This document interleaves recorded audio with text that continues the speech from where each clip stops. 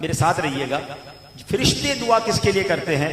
جو توبہ. السلام علیکم ورحمۃ اللہ وبرکاتہ. دوستو، وہ کون سا طریقہ ہے، وہ کون سے کام ہیں جن کے کرنے پر فرشتے بندوں کے لیے دعائیں کرتے رہتے ہیں؟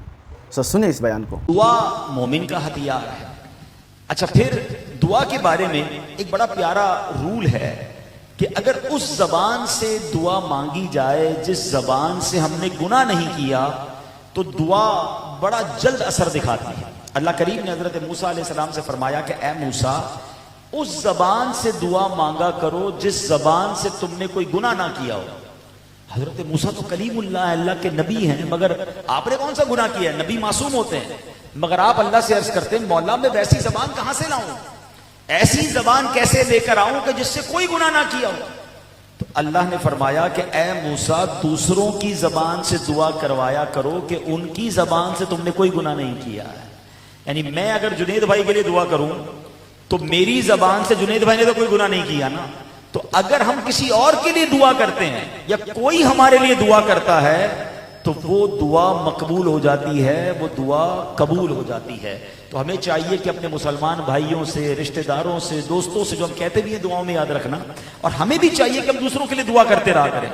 آپ جتنا دوسروں کے لیے دعا کرتے ہیں انشاءاللہ یہ دعائیں ان کے حق میں بھی قبول ہوں گی، آپ کا بھی بیڑا پار ہو جائے گا. لیکن آج اگر میں آپ سے کہوں کہ آپ دعا کریں یا آپ مجھے کہیں میں دعا کروں، ٹھیک ہے، لیکن اگر کسی کے لیے فرشتے دعا کریں جو بھولتے نہیں ہیں، جو معصوم ہیں، جو گناہوں سے پاک ہیں، تو کیا کچھ ایسے اعمال بھی ہیں، کیا کوئی ایسا بھی طریقہ ہے کہ میرے اور آپ کے لیے فرشتے دعا کریں اور روزانہ دعا کریں؟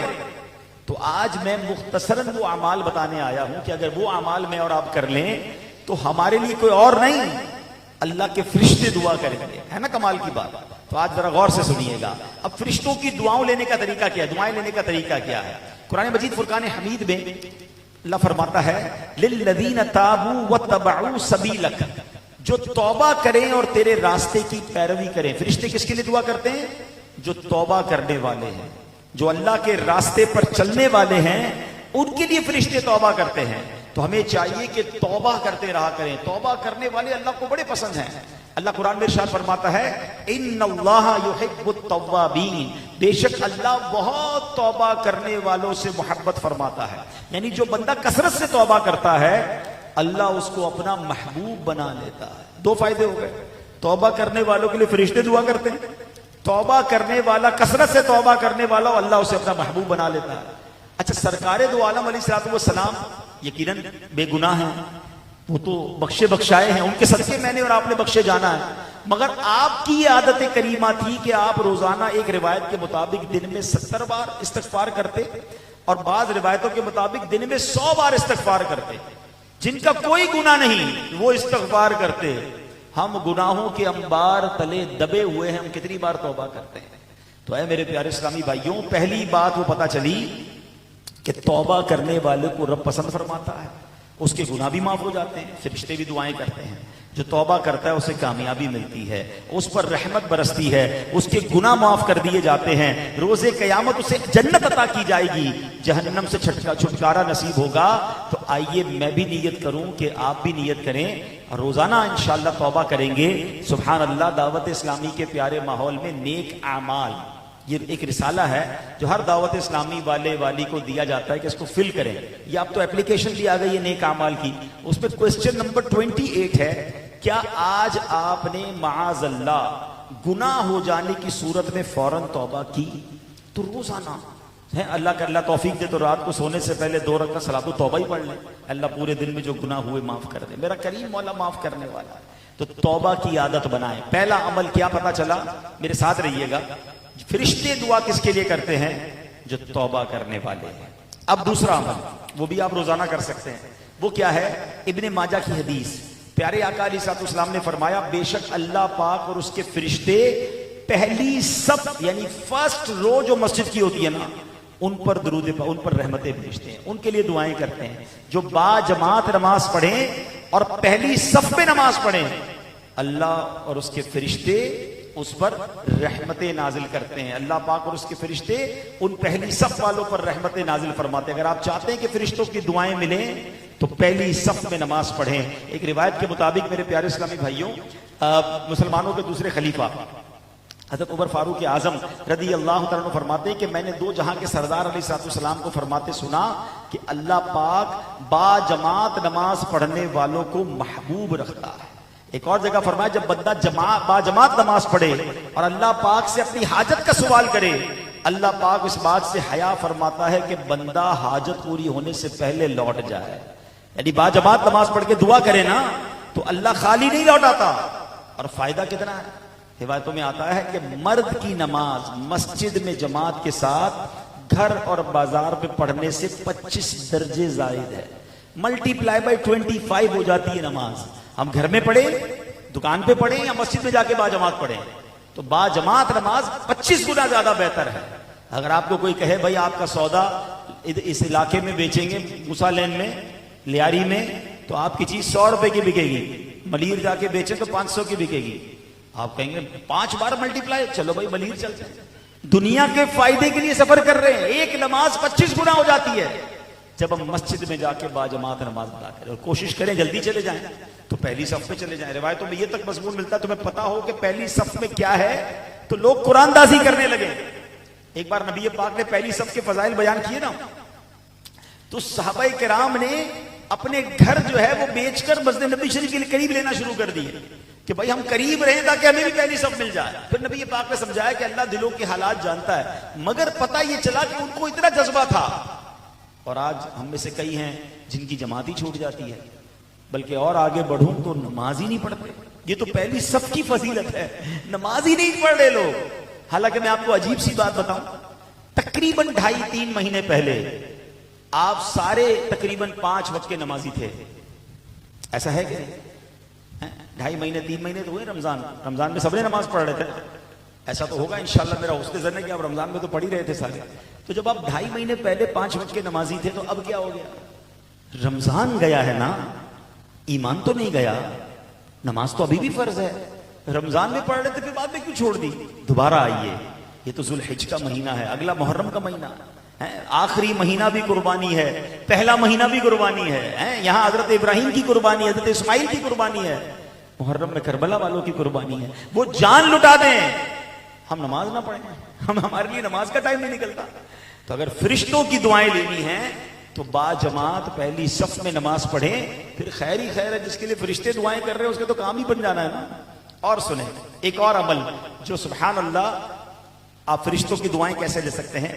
پیارے آقا علیہ السلام فرماتے ہیں، مسلم شریف کی حدیث، حضرت ابو ہریرہ راوی ہیں کہ رسول ذیشان مکی مدنی سلطان صلی اللہ علیہ وسلم نے فرمایا بے شک جب بندہ اپنی نماز کی جگہ پر بیٹھا رہتا ہے جہاں اس نے نماز پڑھی ہے تو جب تک اس کا وضو نہ ٹوٹے فرشتے اس پر درود بھیجتے رہتے ہیں. فرشتے کہتے ہیں اللہم اغفر لہو، اللہم ارحمہ، اے اللہ پاک اسے بخش دے، اے مالک کریم اس پر رحم فرما. جس کے لیے فرشتے دعا کریں اللہ اسے بخش دے، اس پر رحم فرما، اس کے تو وارے نہیں آ رہے ہو گئے نا. پھر بات آ گئی نماز کی. نماز پڑھیں گے، مسجد میں جائیں گے تو برکتیں ملیں گی. یعنی نماز پڑھنے کے بعد بیٹھے رہیں، اتنی ذکر و اذکار کرتے رہے. اتنی جلدی ہوتی ہے یہاں تو جناب کہ ابھی امام صاحب سلام پورا نہیں پھیرتے لوگ نکلنا شروع ہو جاتے، دعا تک تو انتظار ہی کوئی نہیں کرتا. ایسا نہ کیا کریں. اللہ کے گھر میں ہیں، اللہ کی بارگاہ میں ہیں، نماز پڑھ لی، کچھ دیر بیٹھیں، ذکر الہی کریں، اللہ کا نام لیں، درود پاک پڑھیں. جتنی دیر آپ بیٹھیں گے، اگر آپ کو میں تھوڑی دیر کے لیے دنیا کا معاملہ سمجھاتا ہوں، سمجھانے کے لیے کہہ رہا ہوں کہ آپ کو کوئی کہے بھائی مسجد میں آؤ، نماز پڑھ کے جتنی دیر بیٹھو گے ہر 10 منٹ بعد 1000 روپے دوں گا. آپ بتائیں کتنی دیر بیٹھیں گے؟ بندہ کہے ٹھیک ہے بس تو فون بند، اب پورا دن مسجد میں ہی صحیح ہے، ہر 10 منٹ بعد 1000، گھنٹے میں 6000، اوئے ہوئے 10-12 گھنٹے میں تو پتہ نہیں کتنے پیسے بن جائیں گے. یہ میں صرف سمجھانے کے لیے کہہ رہا ہوں. آپ کو ہر 10 منٹ بعد 1000 روپے ملیں، آپ نہیں اٹھیں گے، اور آپ کو ہر لمحے فرشتوں کی دعائیں مل رہی ہیں. اور دعا بھی کون سی ہے؟ اللہ اس کو بخش دے، اس پر رحم فرما. دنیا بھی خیر ہو گئی، آخرت بھی خیر ہو گئی. تو کبھی کبھی ایسا بھی وقت نکال کر جائیں، پلان کر کے جائیں کہ یار ابھی ظہر میں جا رہا ہوں نا، نماز کے بعد آدھا گھنٹہ بیٹھوں گا. اگر آپ کے پاس ٹائم ہے، اتوار والا دن تو ہے نا، اس میں تھوڑا وقت مسجد میں بتا لیں. عشاء کے بعد بیٹھ جائیں، چلے بھائی دن میں کام ہوتا ہے رات کو بیٹھ جائیں، فجر کے بعد بیٹھ جائیں. یہ ذہن بن جائے نا کہ یار میں جتنی دیر اپنی اسی جگہ پر بیٹھوں گا. حدیث کے الفاظ ہیں جب تک اس کا وضو نہ ٹوٹے یا وہ جگہ سے نہ ہٹے.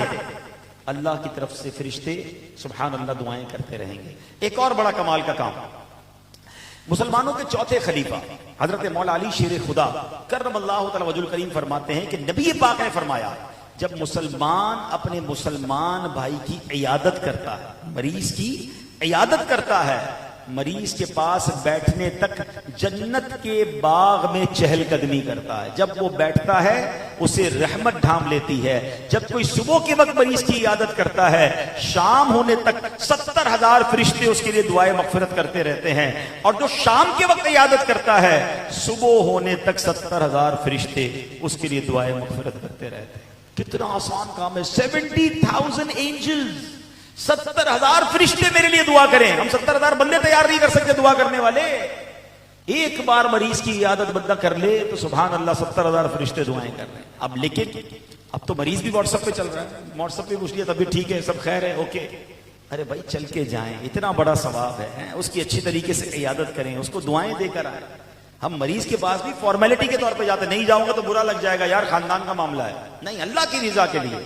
اور مزہ پتہ ہی کیا ہے کہ کسی غریب مریض کے پاس بھی جائیں. سیٹھ کے پاس تو سارے چلے جاتے ہیں, اپنے ملازم کے پاس جائیں, اپنے کسی غریب پڑوسی کے پاس جائیں جس کو امید نہیں آپ آئیں گے اور آپ اس کے پاس پہنچ جائیں.